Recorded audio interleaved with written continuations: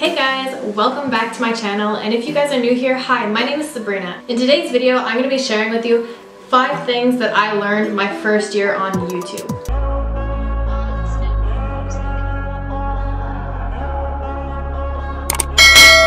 So I just want to start by saying off, Happy New Year's. I really hope that you guys had a wonderful Christmas. So I hope that you guys had a wonderful time, and I hope that this year will be a better year ahead for everybody. So this time last year was the very first video I had put out on YouTube, and I had started my channel. And throughout the whole year doing YouTube, I had a lot of struggles, I've had a lot of things that I've learned, and I just want to address that with you guys. So the first thing I want to say is that my channel is going to be evolving for a while. And now that I've started posting some hair videos, my hair videos are really taking off a lot more than my makeup videos are. So for this new year, I'm going to be doing a couple of different things with my channel, and in saying that, I'm going to be doing a lot more hair videos, I'm going to be doing makeup videos still, and I will be adding in a little bit of lifestyle videos. So as you guys know, this is a little bit different than what I post, but I just want to share with you guys 5 things that I learned after being on YouTube for a year, because this month will mark officially 1 year that I've been on YouTube. So the first thing that I learned is to plan ahead, and I cannot express this enough. So at the very beginning, you're super motivated, you have tons of ideas, and then all of a sudden, after posting weekly, you just become into this little box and you're like, oh no, what do I post? And you kind of lose that beginner energy, so you're kind of struggling to find any ideas of what you want. So when the quarantine hit, I kind of just sat down, and this was in March. I sat down and I was looking at all types of YouTubers, and I was trying to find different ideas to help my channel. One thing that I found really helped to get me to find some different ideas was going on to main channels. For me, it was like Sylvia Gani, Ellie Strack. I was going on to their channels and I was clicking on their videos, and then I would go most viewed or most popular, and then I would see from there which of their videos blew up, and then I would try to do something very similar to what they had done to try and grab more attention to my videos. Another thing that you can do is you can also go into TubeBuddy, and you'll go on explore tags, and you can type in anything related to what you want to do, and you could see different topics and different titles that would come up in search, and you can get a bunch of video ideas from there. And doing this will really help keep you on track, and you'll have video ideas for each week or each month or however often you post, and it'll just be a lot less stressful. So I wish I would have known to plan more ahead than what I did when I first started my channel last year. So the second thing that I learned is that thumbnails are super important. If I go back to my original thumbnails and I look at all of them, they were kind of just scattered. Like, my background of my beauty room is basically what I was taking for pictures. I didn't know how to edit anything. I had no idea how to even make thumbnails. I watched videos and I just wasn't putting in the work to make a good thumbnail. And then I started realizing during the quarantine that maybe I should get a theme going.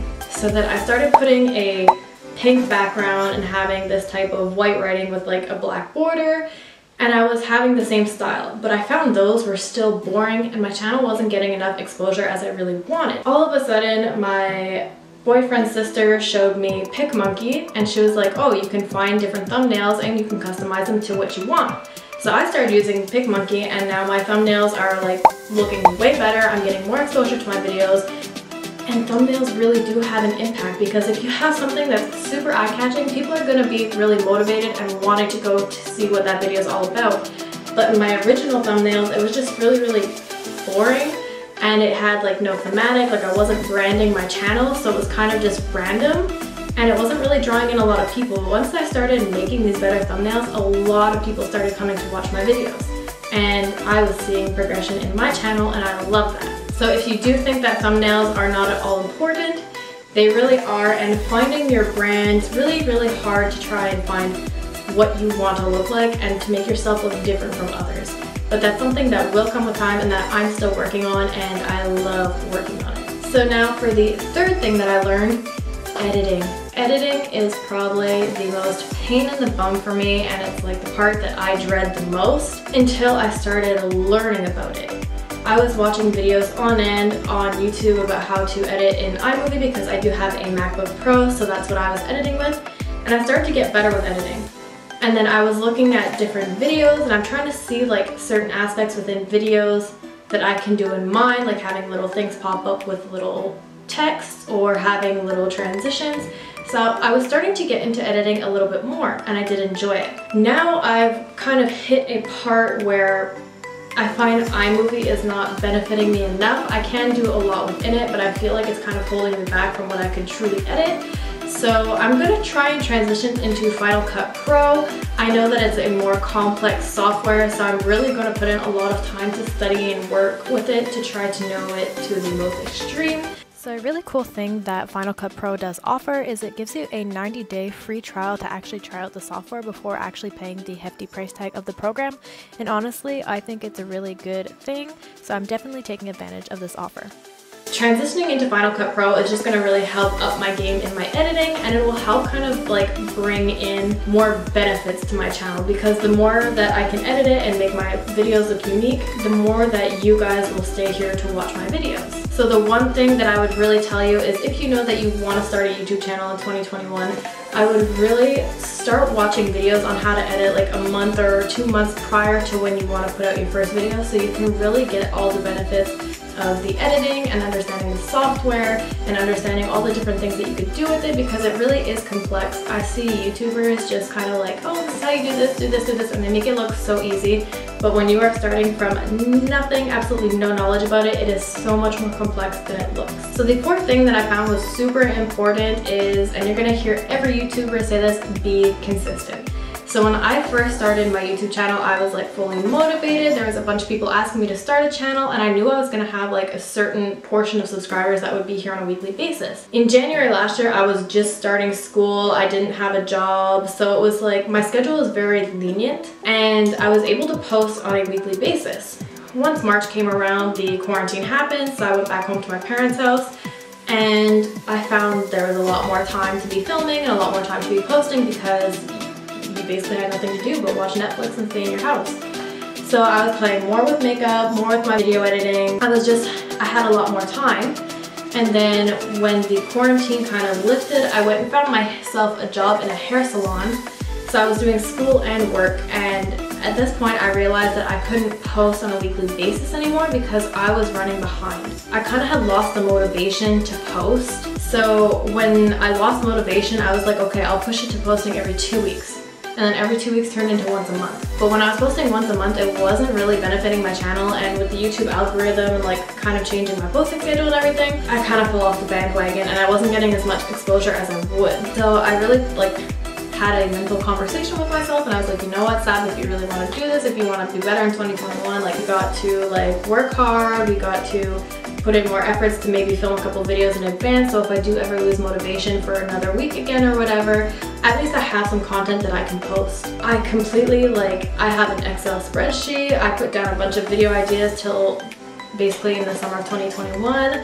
I'm going to be filming multiple videos either in a day or in a week, so that way I can just edit them and they can just sit in my computer, and I know that if I lose motivation again, I could really post a video and not worry, because I know I have 4 others sitting in my computer that are ready to be posted for the next following weeks. So in doing this, it's really going to help me stay more consistent. So I'm back to posting once a week again, and you just really need to stay consistent. If you're going to be flipping around from posting like once a month to once a week, try and find a schedule before you start changing everything to really keep yourself really consistent. And that's the one thing I could really like stress on, is just try to find a schedule that you know will work for you and that you could post very, very consistently. Because if you throw 3 videos in 1 week and then you're gone like a complete ghost for a month, you will lose subscribers because they're not sure when they can expect your next video to be out, or if you're going to be still doing YouTube. So just really stay consistent, and that's like probably one of the key things that you need to do before starting on YouTube. So excuse the different look. I did end up having to refilm this part of the video because I had lost the footage. So for the 5th and final thing that I learned my first year on YouTube is the SEO. So this is the search engine optimization. So if you guys don't know what this is, it basically means how to rank your videos in search. So basically when you type in anything in the little search bar, so you can type in hairstyles for women, it'll give you all the different videos, and basically ranking the videos will mean which position your video will place in. So I had no idea this was a thing, and I didn't know what tagging your videos was to rank them. So So I had sat down with my boyfriend's sister and we both giggled about this because I wasn't doing it. So she explained everything to me luckily, and I had learned so much from her. So basically when I was trying to rank my videos, I was using hashtags and I couldn't understand why I wasn't getting my videos to rank. And the reason for it was because it wasn't hashtags I was supposed to be using, it was just supposed to be taking keywords and phrases within my videos and my title and putting that into the tag section. So tagging is super important because that will get your channel and your videos more exposure, because the higher up that you are ranking the list means that you'll be one of the first ones to show up when a person types in that keyword. So I have about 4 or 5 videos that I go on every day and I re-tag them if I see some of my tags aren't doing so great or if they have lost completely. But those videos are getting so much exposure. The 2 biggest ones is when I dyed my hair red. It has over 2,000 views now only because I tagged it. And my other one is when I dyed my hair blue, or when I was getting rid of my blue hair dye. Those 3 videos are my top ones, and honestly it's because I tagged the crap out of them. And now they're getting so much exposure, and I just go on it on a daily basis and just try and see if I can get my videos to rank even higher. So if you are new on YouTube, you definitely want to check out videos on SEO and how to rank your videos, because that will really help you in the end. So the last thing that I want to say is kind of my expectations versus reality. So my first year being on YouTube, I thought it was going to be super easy to get all the subscribers and get your watch time, and honestly it really is not. It was hard to even get the first 100 subscribers. So I was kind of in the motivation where I'm like, oh, I just want people, so I had fallen into the trap of the sub for sub. And if you guys don't know what this is, it's either you go on Facebook groups or you can use a couple of hashtags within Instagram and people will comment down on your post saying sub for sub, sub for sub. In the end, this really does not help anybody's channel, because you're going to have a certain portion of subscribers who have subscribed to you but don't end up watching any of your videos, and then YouTube just knocks them off because they aren't engaging with your content. So if people are losing subscribers overnight, and a big portion of them, it could be from this reason. So luckily I had found this one out early enough in these stages of starting YouTube, so I stopped that bad habit really quickly. So that would be my biggest thing, is do not fall into the trap of sub for sub, and you will see that some people get a little bit aggravated when they cannot get you to subscribe for the channel, and it is what it is. I just want to grow my channel organically, and I want to grow with you guys. So if you guys did enjoy this video, please give it a big thumbs up, and don't forget to subscribe if you haven't done so already, and I will see you guys in the next video. Bye guys!